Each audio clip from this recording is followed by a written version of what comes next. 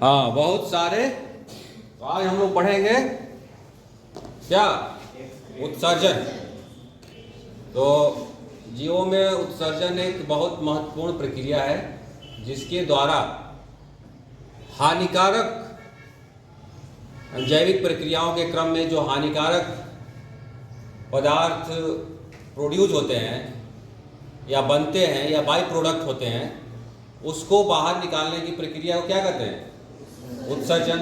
अब वो हानिकारक है, बहुत सारे हानिकारक पदार्थ बनते हैं और इनकी निकालने की प्रक्रिया भी अलग अलग है। जैसे सपोज दैट कि हम लोग श्वसन करते हैं, श्वसन के क्रम में एक केमिकल प्रोसेस है, उसका जो फूड ब्रेकडाउन होता है ऑक्सीजन के उपस्थिति में, तो क्या बनता है, कार्बन डाइऑक्साइड। कार्बन डाइऑक्साइड भी एक उत्सर्जित पदार्थ है और ये बाहर निकलता है किससे, लंग से बाहर निकलता है, बिकॉज ये क्या है, एक गैसियस स्टेट है और आसानी से बाहर चला जाता है। तो जो चीज़ें आसानी से बाहर चले जाएं वो अपना रास्ता अपनाती हैं, लेकिन कुछ ऐसी उत्सर्जित पदार्थ भी बनते हैं जिनको बाहर निकालने के लिए हमको एडिशनल व्यवस्था करनी पड़ती है, या ऑलरेडी व्यवस्थित है हमारे बॉडी में या जंतुओं के बॉडी में कि उनको बाहर निकालने के लिए कौन सा तरीका अपनाया जाए। तो वो व्यवस्था को कहते हैं उत्सर्जी तंत्र। ठीक है। अब ये तो कार्बन डाइऑक्साइड आसानी से निकालेंगे। बहुत सारे सॉल्ट ऐसे हैं जो हमारे बॉडी में ज़्यादा होते हैं तो उनको स्किन के थ्रू भी निकल जाते हैं, पसीने के माध्यम से। तो वो एक तरीका नहीं हुआ, वो एक अपना रास्ता अपना लेते हैं। लेकिन कुछ ऐसे हैं जो बाहर जल्दी निकल नहीं पाते, उनके लिए एक एडिशनल बनाया गया है, और जो चीज़ बनाया गया है उसको कहते हैं उत्सर्जी तंत्र। अब उत्सर्जी तंत्र में क्या क्या है, उत्सर्जी तंत्र में क्या है, एक तो है कि पेय साफ,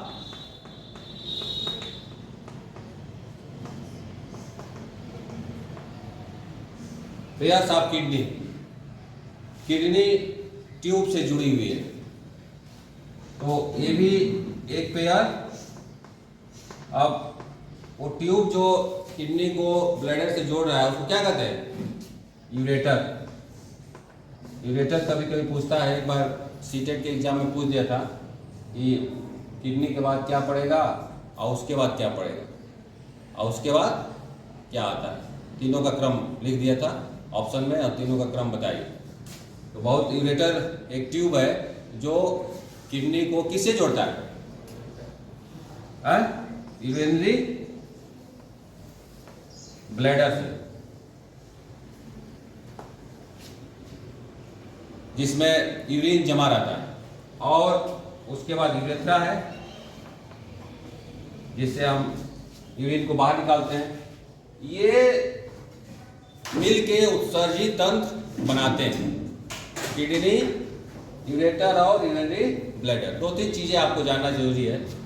अगर होल सोल आप जीवों को पढ़ते हैं पूरी तरह, बहुत तरह के जीव हैं हमारे चारों, बहुत सारे जीव हैं ना, तो होल सोल उसमें देते हैं। तो उत्सर्जी जो पदार्थ है वो भी वैरी करता है और उत्सर्जन के जो ऑर्गन है वो भी वैरी करता है। ठीक है। अब ये तो फूड अगर यहाँ पे देखें तो फूड में कार्बोहाइड्रेट है। ठीक है।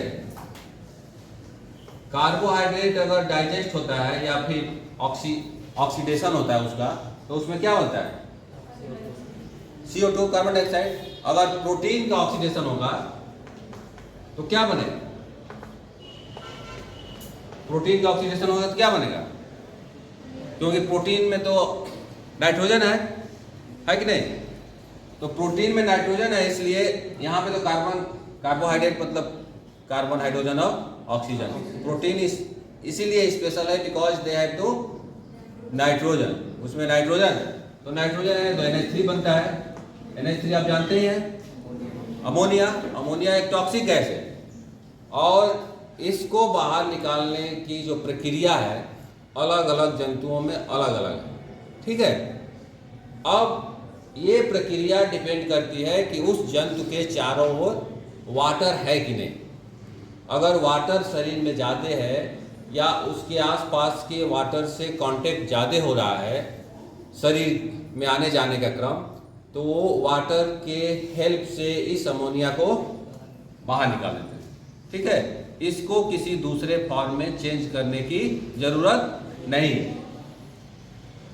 क्योंकि जब इसको चेंज करते हैं दूसरे फॉर्म में तब आपको एनर्जी लगेगी और उसके एडिशनल कुछ ऑर्गन भी उसमें इन्वॉल्व होंगे।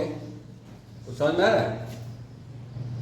तो जितने फिशेज हैं और एक्वेटिक एनिमल वो डायरेक्टली वाटर उसके बॉडी में आता जाता रहता है, इसलिए वो डायरेक्ट उसमें अमोनिया को बाहर निकाल देते हैं। तो फिशेज एंड एक्वेटिक एनिमल,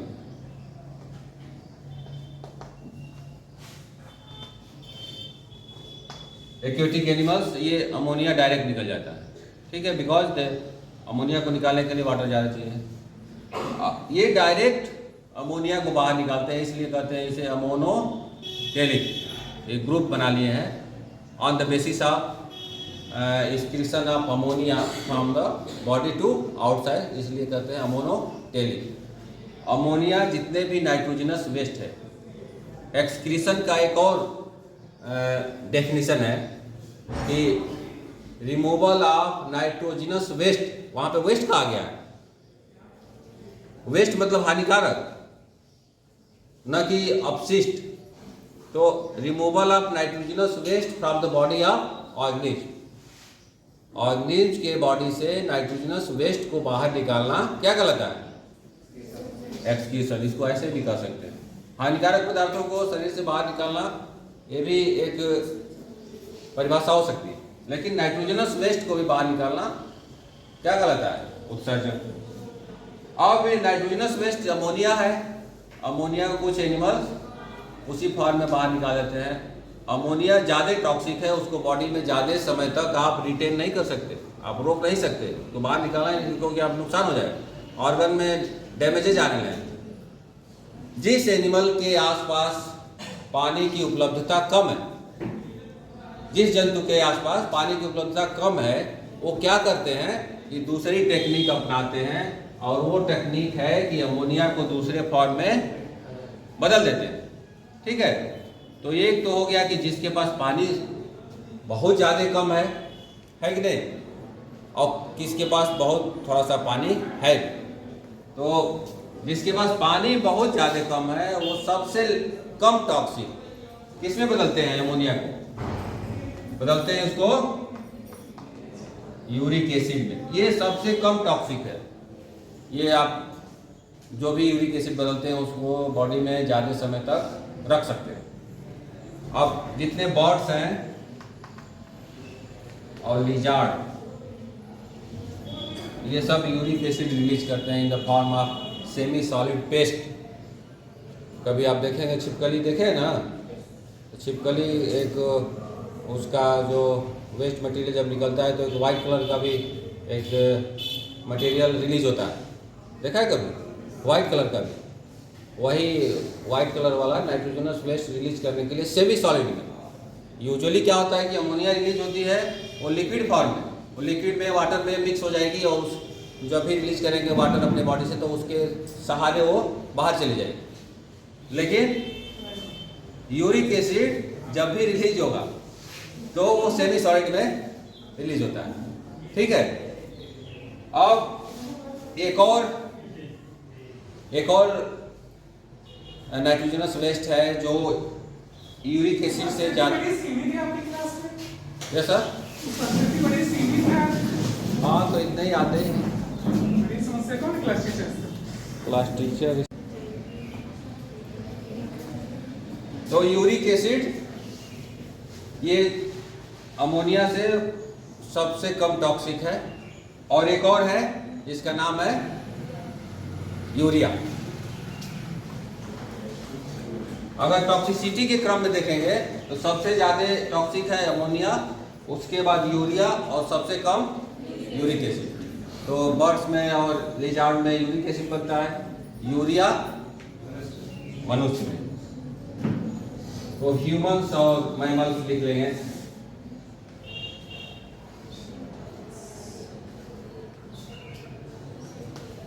ये 3 तरीके हैं नाइट्रोजनस वेस्ट को बाहर निकालने के लिए, जो डिफरेंट टाइप के एनिमल्स नाइट्रोजनस वेस्ट को बाहर निकालते हैं। अब वो डिपेंड है उसकी एडॉप्टेशन पे, वो जहाँ रहता है उस हिसाब से अपने को एडजस्ट कर लिया है। तो ह्यूमन में कुछ ऑर्गन स्पेशलाइज्ड हैं जो अमोनिया को यूरिया में बदल देते हैं, हमेशा इंगेज है उसी काम में, अमोनिया को यूरिया में बदलने के लिए। जानते हैं ना, जानते हो कौन सा ऑर्गन है जो अमोनिया को यूरिया में बदलते हैं? हाँ, अमोनिया को यूरिया में कौन ऑर्गन बदलता है? एक दिन बताए थे हम तुमको। अमोनिया को यूरिया में शरीर में बदलने की क्रिया, किडनी क्या है, किडनी उसको सेपरेट करती है। वो ब्लड में प्लाज्मा एक जो 90% उसका लिक्विड पार्ट है, उसको उसमें यूरिया है, यूरिया को क्या करती है, ब्लड से अलग करती है। ये अमोनिया से यूरिया में बदलता है लीवर। लीवर एक मल्टी फंक्शनल और डायनेमिक, आप कह सकते हैं कि बहुत सारे काम करने वाला एक ऑर्गन है, उसमें बहुत सारे काम होते हैं। तो उसमें से ये भी है कि ये अमोनिया को यूरिया में। अब जो नाइट्रोजनस वेस्ट रिलीज हो रहा है उसके बेस पे भी नाम रख दिया गया मोनोटेलिक, यूरिकोटेलिक और यूरियोटेलिक। एक तो ये हो गया 3, ठीक है, 3 व्यवस्था यहाँ पे कर दी गई सारे एनिमल्स के लिए, अलग अलग व्यवस्था। अब हम लोग देखेंगे कि जो ऑर्गन है इस सारे अमोनिया या नाइट्रोजनस वेस्ट को रिलीज करने के लिए ऑर्गन भी वेरी करते हैं। आप सोचते हैं कि ह्यूमन में क्या है, किडनी है, तो सब में किडनी ही है, ऐसा है? सब में किडनी है? हाँ, सब में नहीं है किडनी। अब हम लोग देखते हैं इधर से कि किसमें कौन सा ऑर्गन है।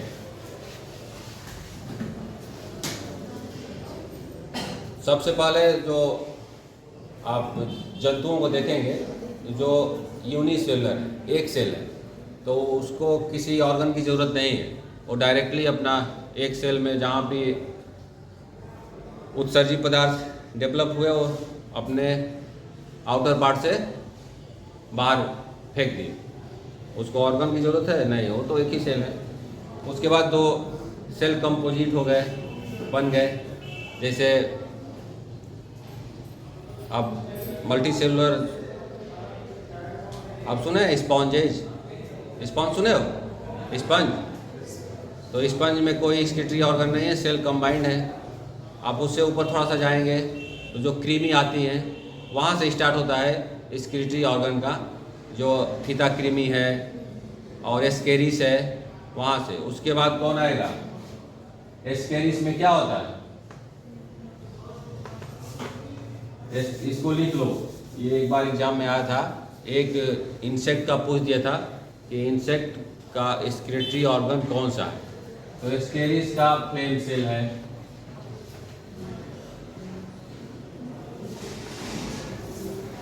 उसके बाद आते हैं एस्केरिस के बाद अर्थवॉर्म।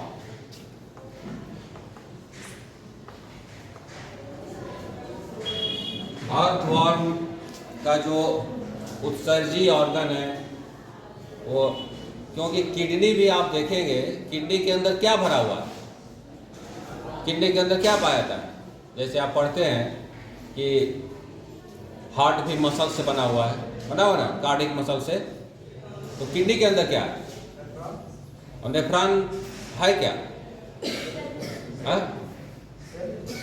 नेफ्रॉन एक ट्यूब है, तो किडनी के अंदर ट्यूब भरा हुआ, ठीक है। अब उसमें एक किडनी में करीब 10 लाख 1.1 मिलियन ट्यूब्स है, nephron. Nephron is a tubular structure. वही ट्यूबुलर स्ट्रक्चर फ्लेम सेल है, यहाँ से बनना शुरू होता है, और वही ट्यूबुलर स्ट्रक्चर अर्थवर्म में कहते हैं उसको नेफ्रिडिया।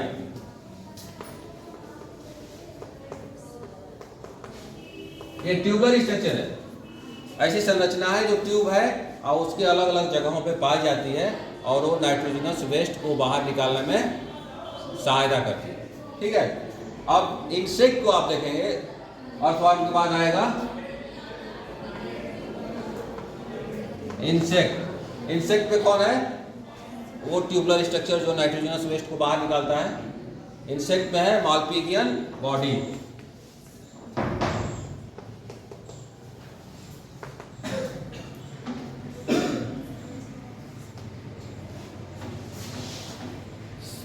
सारे इंसेक्ट नहीं, इंसेक्ट का एक बहुत बड़ा ग्रुप है। वैसे तो देखेंगे तो इंसेक्ट में इस पूरे अर्थ पे 83% इंसेक्ट की वैरायटी है। 83% इंसेक्ट बहुत ज़्यादा हैं, उसमें भी बहुत कुछ दूसरे हैं, कुछ इंसेक्ट नहीं है, जैसे मकड़ी इंसेक्ट नहीं है, बिच्छू इंसेक्ट नहीं है। ये सब क्वेश्चन आते हैं, इसमें से कौन इंसेक्ट नहीं है। ये एक आता है क्रेफिश, झींगा मछली। झींगा मछली मछली नहीं है, वो इंसेक्ट जो आर्थ्रोपोडा में है। अधिकतर इंसेक्ट में मालपिगियन बॉडी एक ट्यूबुलर संरचना जो नाइट्रोजनस वेस्ट को बाहर निकालने में सहायता करती है। ठीक है, इसके बाद इकाइनोडर्मेटा में कोई एक्सक्रीटरी ऑर्गन नहीं है। जो स्टारफिश है और भी सी कुकुम्बर, उसमें जितने मोलस्का में कुछ में है, लेकिन उसमें वेरी करता है। जो स्नेल हैं और ये सब क्लेम वॉर्म है, कि कुछ में कुछ है, कुछ में कुछ, ऐसे इस तरह से कोई यूनिफॉर्मिटी नहीं है इस तरह से इंसेक्ट वाले। जब आप फिशेज में पहुंचेंगे, फिश पे, तो फिश से आगे बढ़ेंगे तो उसमें क्या मिलेगा आपको? कौन मिलेगा? किडनी।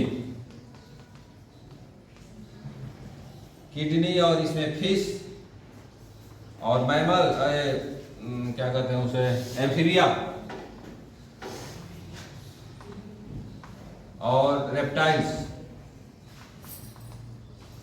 और हो गया बर्ड्स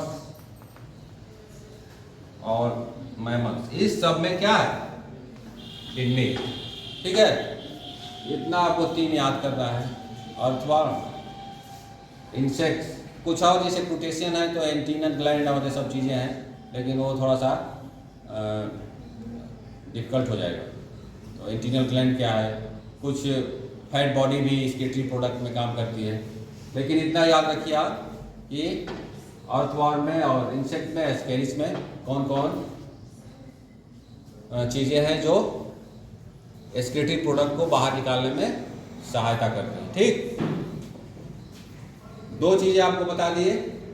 एक तो नाइट्रोजनस वेस्ट जो बाहर निकालते हैं, कुछ अमोनिया निकालते हैं, कुछ यूरिक एसिड निकालते हैं, कुछ यूरिया, बता दिए ना। और एक ये बता दिए कि सबका अलग अलग ऑर्गन है, संरचना है जो नाइट्रोजनस वेस्ट को बाहर निकालने में सहायता करती है। अब जो इसमें पाए जाते हैं, अब इसका भी संरचना अलग अलग है।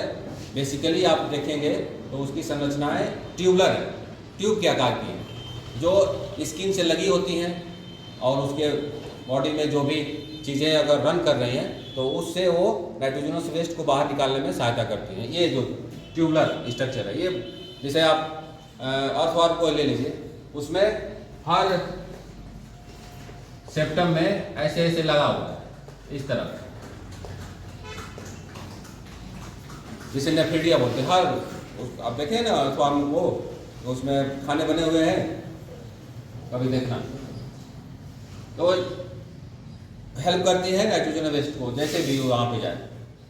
और इंसेक्ट में भी एक जगह पे बहुत सारी ट्यूबुलर संरचनाएं लगी हुई हैं जो उसको हेल्प करती हैं वेस्ट प्रोडक्ट को बाहर निकालने। अब इसमें क्या होता है कि सारी जो ट्यूबुलर संरचना है एक जगह इकट्ठा हो गई। और बात समझ रहे क्या बताने की कोशिश कर रहे हैं? सारी एक जगह इकट्ठा हो गई, और वो इकट्ठा होके अलग ऑर्गन बना ली। उस ऑर्गन को क्या कहते हैं? किडनी। तो संतोष सर बोले और डीसी ट्रेनिंग करने जी से बात चली। ठीक है, बात कर चलो।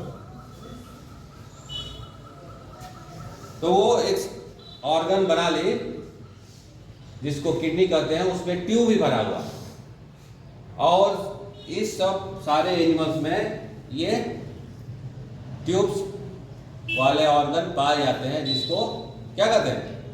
किडनी कहते हैं। ह्यूमन में भी 2 पेयर किडनी है, जो नाइट्रोजनस वेस्ट जो ब्लड में मिक्स है उसको सेपरेट करने में सहायता करती है, सेपरेट करती है। ब्लड से क्या करेगी? वो नाइट्रोजनस वेस्ट को अलग कर देगी। वैसे ही जैसे हम लोग घर में चाय छानते हैं ना, चाय ऊपर चाय पत्ती रह गई और नीचे से वो सारा जो लिक्विड है वो बाहर निकल गया। जो लिक्विड निकला चाय वो नाइट्रोजनस वेस्ट है, और ऊपर जो ब्लड का और पार्ट है वो रिमेन रह गया, और रिमेन रह गया तो फिर यूज में वो पूरे बॉडी में रन करता है। तो पहले तो किडनी देख लीजिए आप कि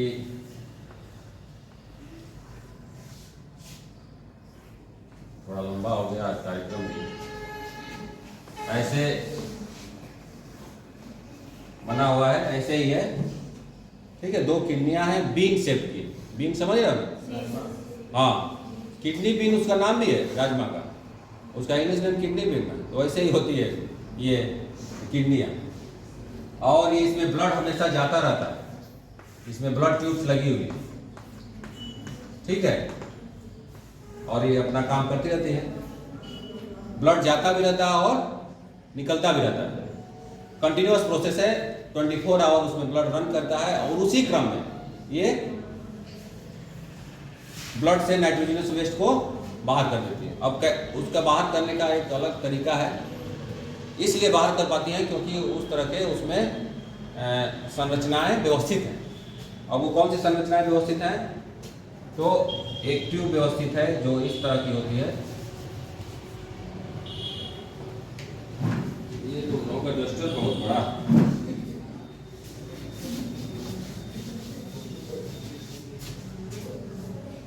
एक ऐसे ट्यूब ऐसे गई है इस तरह, आप देखेंगे तो ऐसे गई, ठीक। और इसमें अगर एक ट्यूब की बात करते हैं, ऐसे बताए ना भी कि 10 लाख ट्यूब्स एक किडनी में है। ये एक ट्यूब है, नेफ्रॉन जिसे बोलते हैं, इसका फिल्ट्रेशन यूनिट नेफ्रॉन है। अब इसमें ब्लड ऐसे जा रहा है, और यहाँ पे बहुत जो ब्लड को ले जाने वाली आर्टरी है उसका डिवीजन हो जाते हैं। डिवीजन हो जाने कैपिलरी बन जाता है, और कैपिलरी बनने के क्रम में यहाँ प्रेशर बढ़ता है। सबसे ज़्यादा प्रेशर अगर कहीं पाया जाता है कैपिलरी में, तो वो नेफ्रॉन में ही, तो कैपिलरी तो पूरे बॉडी में है। और फिर अगेन जब यहाँ से ऐसे ब्लड ट्यूब ऐसे आती है, तो इस ट्यूब के चारों ओर एक कॉइल होती है, बिकॉज जब भी यहाँ से फिल्ट्रेट होगा मटेरियल, अब वो कैपिलरी से ब्लड प्रेशर इतना ज़्यादा रहता है कि नाइट्रोजनस वेस्ट फिल्ट्रेट हो जाता है, बाहर निकल जाता है, और इस ट्यूब में रन करता है ऐसे। अब यहाँ पे जो कॉइल है ये चारों ओर, तो जो भी यूजफुल मटेरियल है उसको ये जो ब्लड वेसल्स है इसको एब्जॉर्ब करती है, ये ट्यूब एब्जॉर्ब करती है, और ब्लड वेसल उसको कैरी करती है। क्योंकि ट्यूब एब्जॉर्ब करके क्या करेगी, जब उसको कैरी वाला सिस्टम रहेगा तभी तो कैरी कर पाएगी। कैरी वाला एक ही सिस्टम है हमारे बॉडी में, कौन सा? ब्लड ही है, ब्लड ही चारों ओर ले जाएगा, और कोई सिस्टम है नहीं। तो ये ब्लड वेसल्स इसके चारों ओर लिपटी हुई है, और फिर जब सारी चीज एब्जॉर्ब हो जाता है, एब्जॉर्प्शन हो जाता है, तो फिर ये बाहर निकल जाती है, और इसमें